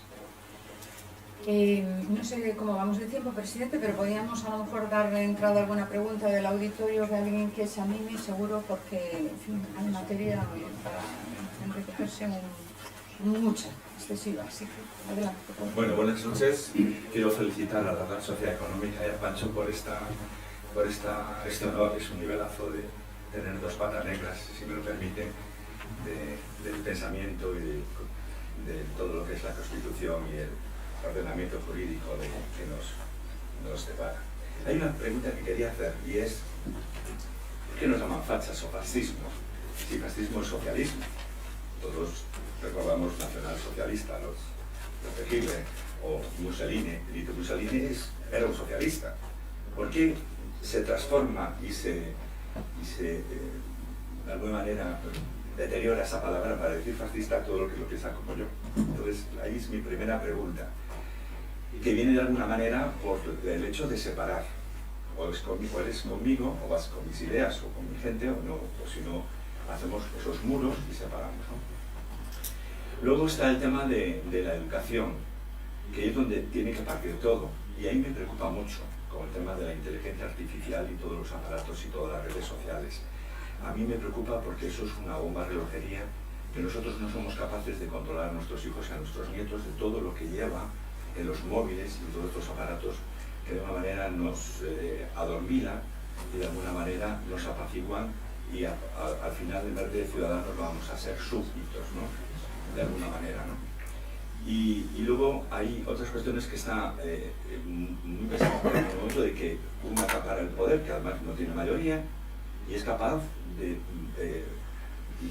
adulterar todo, absolutamente todo. Yo elijo el fiscal general, yo elijo, acaparo todos los estamentos públicos y empresas que tal, y es una red de un tejido que no hay manera de luego romperlos, porque todos tienen, los que están allí están todos acomodados, tienen todo su sillón, y a ver quién le quita de ahí. Entonces eso es un hándicap importante porque se rompe todo un sistema y una telaraña donde de alguna manera muy bien pensado está, todo repartes. El socialismo lo que hace es repartir todo, todos ganan, de los que son de ellos, ¿no? Y luego quería expresar un poco el tema de Venezuela y la vergüenza que tenga ajena con Zapatero. Para mí es una vergüenza que este señor esté defendiendo Venezuela, esté negociando con los separatistas, que además están pendientes de juzgar y todas estas cosas. Yo no me explico como un presidente que tenía que saber y tener lo que es sentidiño común, como hablábamos nosotros, sea precisamente un adalid que va defendiendo todas las cosas que están haciendo. ¿Cómo puede salir un fenómeno de este personaje que para mí no merece ningún tipo de respeto y que de alguna manera trae a un grupo de millones de personas que les van siguiendo? Y eso es lo que me preocupa. ¿Cómo puede ser esta generación que ha demostrado con la de Valencia su calidad humana y su solidaridad, y luego esa generación es la que de alguna manera está adormilada está adormilada y si gobiernan unos no pasa nada y si gobiernan los otros directamente arde Roma, ¿no? Y quería decir un poco más cosas, pero yo creo que seguramente los que están aquí y yo creo que llegamos, ¿no? Muchas gracias. Gracias. A pactar con Darío. Yo haré una respuesta muy corta, le dejaré a Darío el tema mollar, ¿no? Que es el tema de la educación. Le decía ahora, esta mañana releyendo su libro, el capítulo que dedica a las redes sociales y a todo lo que está ocurriendo con las redes es realmente magnífico, ¿no? Por tanto, simplemente voy a hacer una referencia muy breve al tema de esto, ¿por qué nos llaman fascistas, ¿no? Vamos a ver, esto está provocando un problema terrible, ¿no? Que es la degradación de una realidad que fue horrorosa. Es decir, se está degradando, se está haciendo, ¿cómo se dice la palabra? ¿Cómo es la palabra? No soy capaz de recordar la palabra. Se está frivolizando una realidad horrible, ¿no? O sea, los fascismos fueron algo terrible. Fueron algo terrible. Eso es una cosa que es, o sea, decir que que Trump es un fascista. Trump es muchas cosas, pero no es un fascista. Evidentemente no es un fascista. Es muchas cosas. Es un loco, es un individuo ebrio de poderes. El fascismo y el nacionalsocialismo fueron realidades concretas que se produjeron en un momento determinado y que produjeron catástrofes de la historia de la humanidad incomparables, como son, por ejemplo, la persecución de los judíos, la Shoah. Esto es una frivolización intolerable, intolerable. O sea, que partidos de gobierno califiquen de fascistas a sus adversarios políticos, que defienden las libertades democráticas, el sistema democrático, que concurren a elecciones, es algo inadmisible, es algo intolerable. Es algo intolerable, pero no tanto, o no solo, porque se califique de fascistas a personas que evidentemente no lo son desde ningún punto de vista, sino porque se frivoliza uno de los fenómenos históricos más graves que se han producido a lo largo de la evolución de la humanidad. Y con esto ¿me callo ya? Sí, sí. El asunto de la educación es fundamental, ¿no? Y también en relación con lo último que se mencionaba. Hay un concepto que yo también utilizo citando al autor, que es el de la infodemia, es decir, la pandemia de la exacerbación informática, ¿no? Claro, no hemos mencionado apenas a un hecho que tiene mucho que ver con todo lo que hemos tratado aquí, que es precisamente el fenómeno de la digitalización de la sociedad de la información y de la comunicación, el fenómeno de las redes sociales, etc. Eso explica muchas cosas que están sucediendo y, ojo, por supuesto, no podemos adoptar una postura negativa desde el principio. Eso siempre ha ocurrido con las nuevas tecnologías. El propio Sócrates era enemigo de la escritura alfabética, porque él decía que la escritura alfabética iba a acabar con la memoria de la gente. El único saber que se podía transmitir era el que salía de la mente del profesor y le llegaba al oído del estudiante. Bueno, efectivamente la memoria no se ha perdido y la revolución alfabética fue trascendental. Ahora puede estar ocurriendo algo parecido, primero con la sociedad digital y ahora con lo que viene de la inteligencia artificial. Pero tampoco hay que chuparse el dedo y pensar que todo es muy bueno, ¿no? Hay peligros. Yo siempre pienso el problema de la inteligencia artificial en manos de malvados. Es decir, que si la inteligencia artificial se pone al servicio de objetivos inspirados por la ilustración y la razón, pues muy bien, pero si se pone en manos de la malicia y la maldad, pues entonces se vamos a acabar muy mal. El tema del esto bueno y malo, del colesterol bueno y malo, es una metáfora preciosa, muy bonita.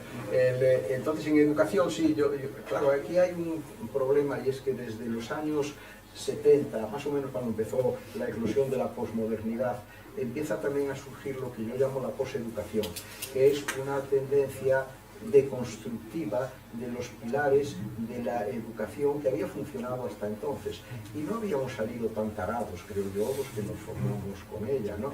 Entonces está pues, el asunto de que los contenidos no son necesarios, sino que lo fundamental son las competencias.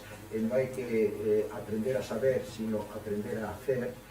Luego, que la memoria es un instrumento inconveniente en los procesos educativos, que el centro del proceso educativo es la voluntad del alumno, la identidad del alumno, y que el profesor no puede ejercer. Foucault sostenía que la educación era un ejercicio de autoritarismo y de poder, ¿no? De ahí a decir que el profesor ya no puede ejercer autoridad como tal profesor, hay muy pocos centímetros de distancia. Y esto desafortunadamente ha calado en las leyes de los sistemas educativos. Primero en Suecia hay una intelectual sueca, Inger Enquist, que lleva mucho tiempo advirtiendo de lo que pasó con el modelo sueco y sobre todo llamando la atención de que en España se ha seguido incorporando que las leyes educativas todas se inspiran en aquello que ya en el modelo sueco demostró su fracaso y su falsedad, ¿no? Y la infodemia está también ahora hay un movimiento al que yo me he sumado que pide que valoremos hasta qué punto el proceso educativo en las aulas tiene que estar informatizado y digitalizado, ¿no? Nosotros estamos en contra de ello, pensamos que es absolutamente inconveniente. Los médicos están advirtiendo de que ya hay problemas psicológicos graves, falta de atención, procesos de autodestrucción, de baja autoestima, incluso de voluntad suicida, provocado todo por las redes, ¿no?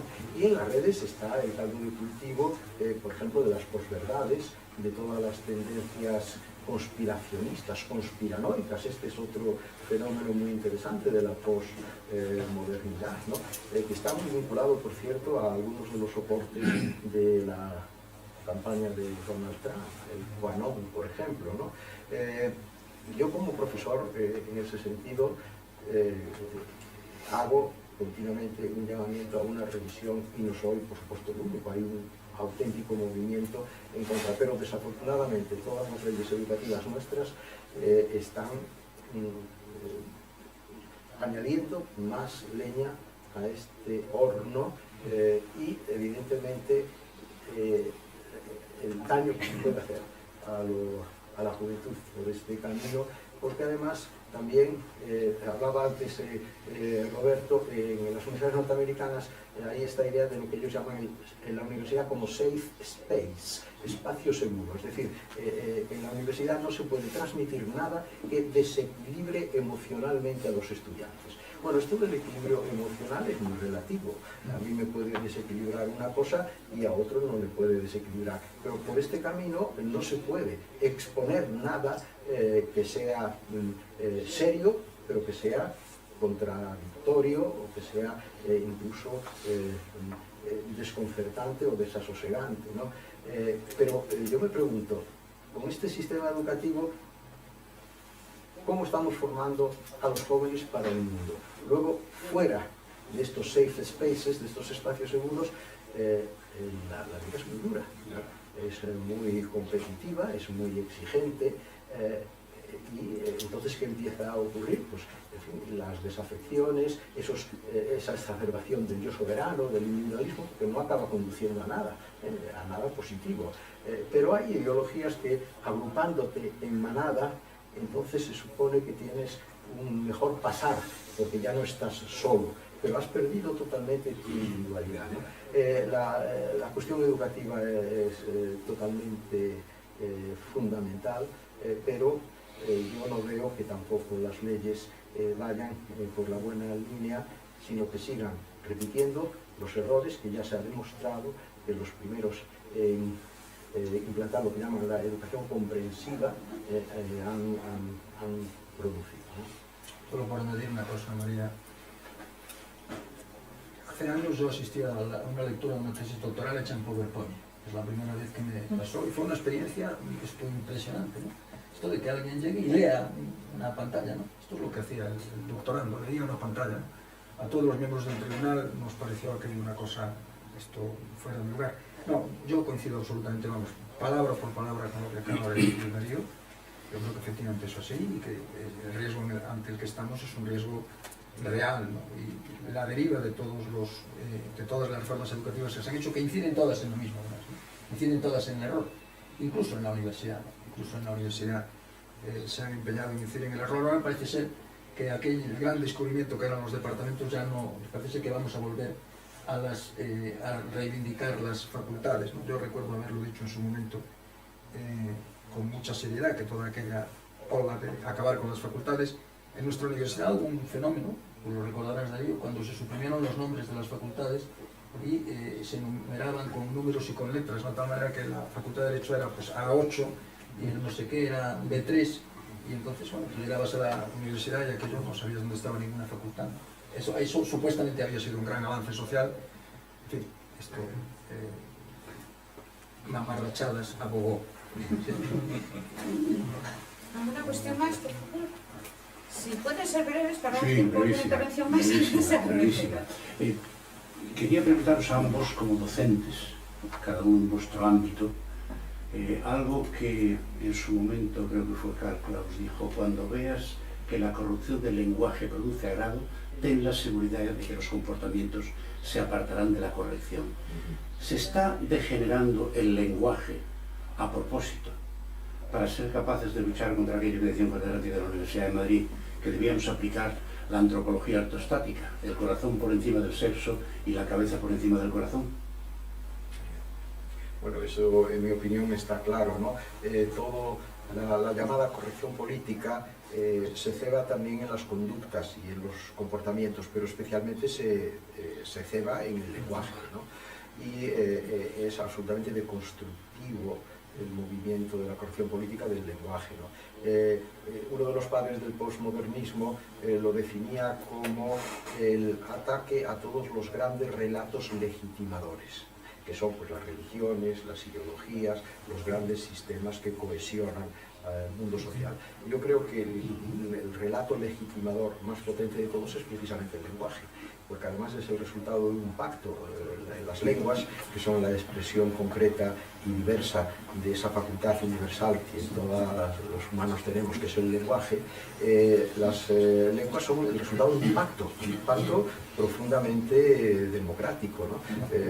Las palabras significan lo que acordamos que signifiquen entre todos en el seno de una comunidad y conforme a unas pautas que van decantándose en el tiempo. Bueno, la corrección política hizo como objetivo principal la deconstrucción del lenguaje sobre un supuesto absurdo, que es que las palabras son anteriores a las cosas, de manera que las palabras son las responsables de la maldad de las cosas.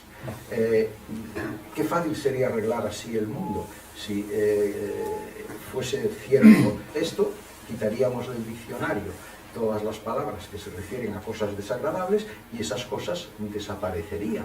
Ya sabemos que eso no es así. Es exactamente al revés. En el comienzo de 100 años de soledad, el coronel Aureliano Buendía, cuando está a punto de ser fusilado, recuerda cuando su padre lo llevó de niño a ver el hielo y dice: el mundo era tan nuevo que muchas cosas no tenían palabras y había que referirse a ellas designándolas con el dedo. Efectivamente, las cosas primero existen y luego vienen las palabras a designarlas.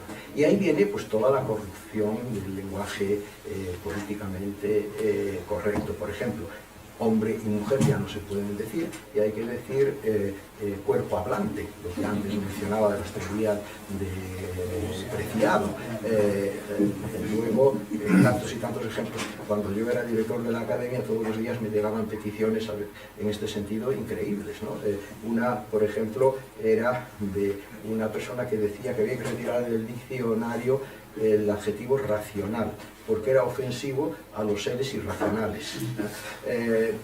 Luego, eso sí, en algunos casos tenían un cierto fundamento. Me recuerdo un señor que me mandó una carta incendiaria acusándome de ofenderlo personalmente y amenazándome con llevarme ante los jueces.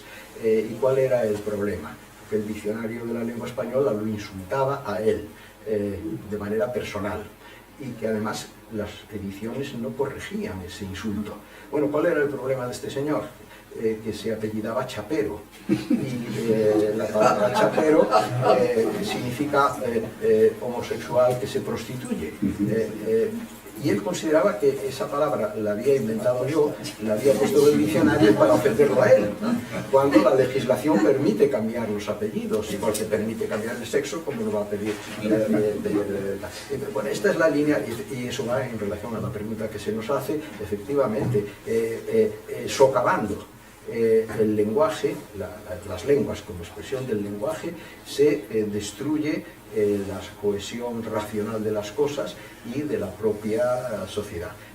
E incurrimos en una forma de censura en que uno no puede decir ya, no puede hablar. Lo que pasa es que eso sí que es una tarea condenada absolutamente al fracaso. Es decir, que en vez de decir niños y niñas, digamos niños, niñas y niñes, eso, para que triunfe, habría que convencer a 600 millones de hablantes del castellano que han aprendido en su casa niños y niñas, ¿no? Por cierto, el otro día leí en la prensa que una exministra invitada a un programa de televisión, y ahora eurodiputada, puso como condición que cuando ella interviniera en el coloquio, el locutor o el presentador utilizara siempre es, el tercer sexo, ¿no?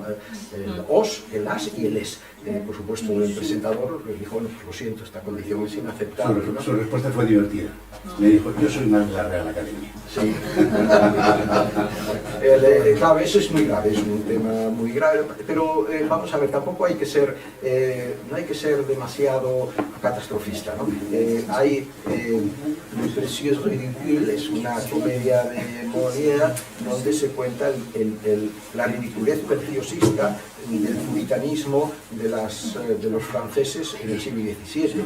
En la época victoriana también había un puritanismo, porque ahora es un puritanismo, lo que pasa es que es un puritanismo, digamos, progresista. Entonces no, era un puritanismo, digamos, reaccionario. En el inglés del XIX en Inglaterra, por ejemplo, el conjunto musical de 6 miembros se llamaba quintet, porque claro, sextet no se podía decir, ¿no?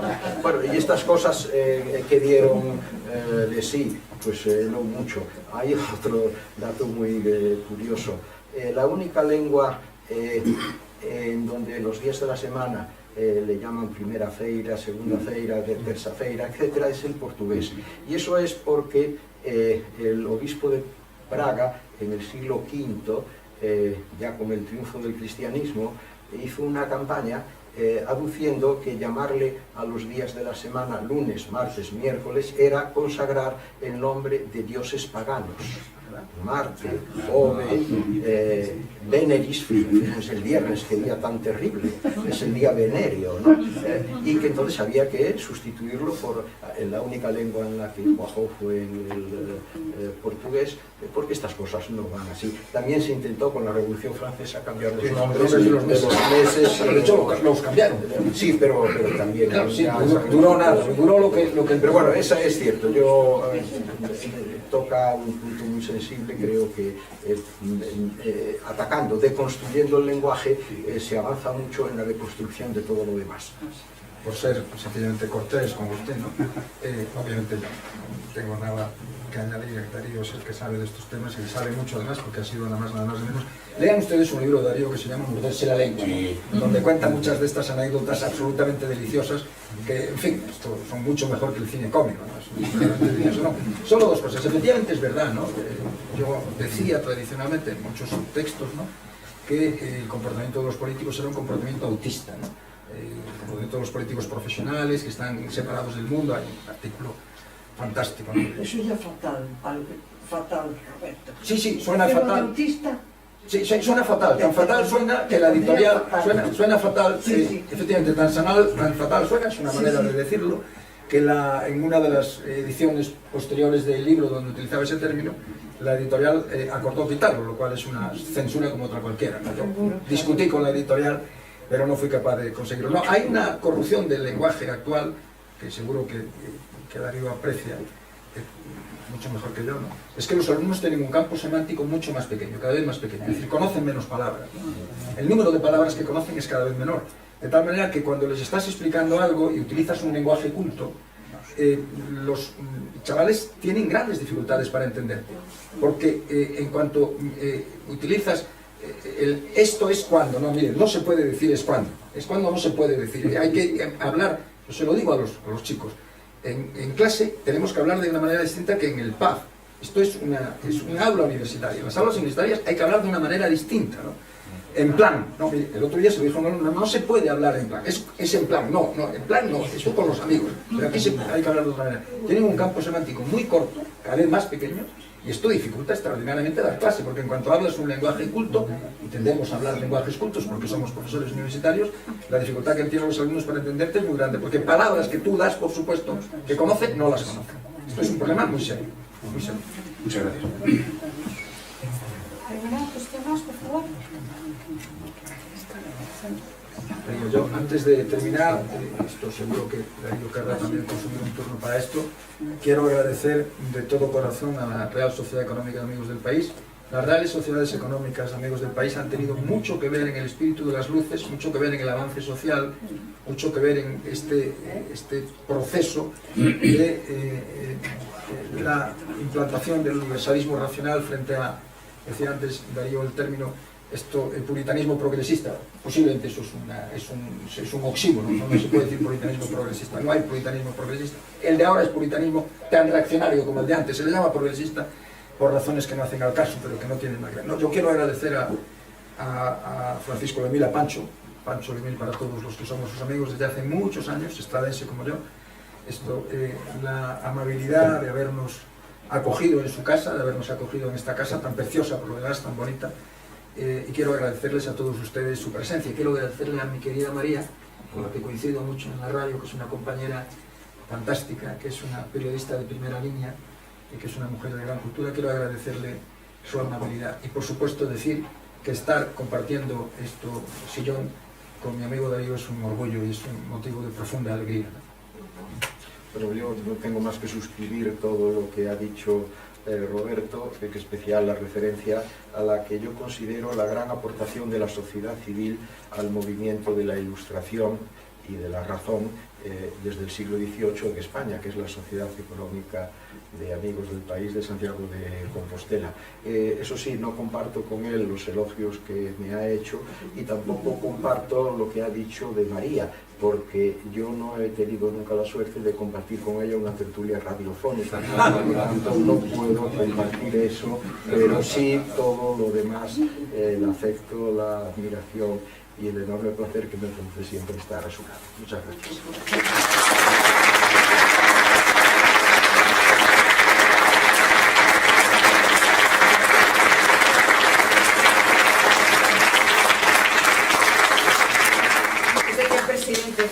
Por favor, recomendarles la lectura tan maravillosa, de verdad, con una enorme enjundia para, en fin, estos días de invierno, quedarse en casa y leerla con profusión, que son maravillosos. Y por favor, el mayor atentado contra la razón sería que ustedes dejaran de pensar y de ilustrar. Gracias.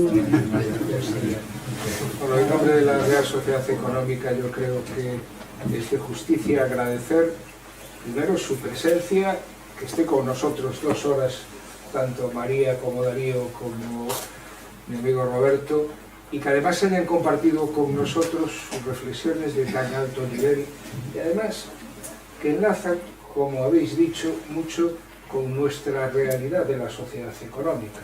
Nosotros también somos un barco que pretende navegar, las aguas son turbulentas e intentamos ponerle un rumbo que valga la pena. Ese rumbo en este momento lo tenemos orientado hacia la sociedad civil, ser un poco ese motor de pensamiento, de razón, de sentiriño, y con eso vamos haciendo nuestras actividades. Muchas gracias y tenéis vuestra casa siempre aquí. Muchas gracias.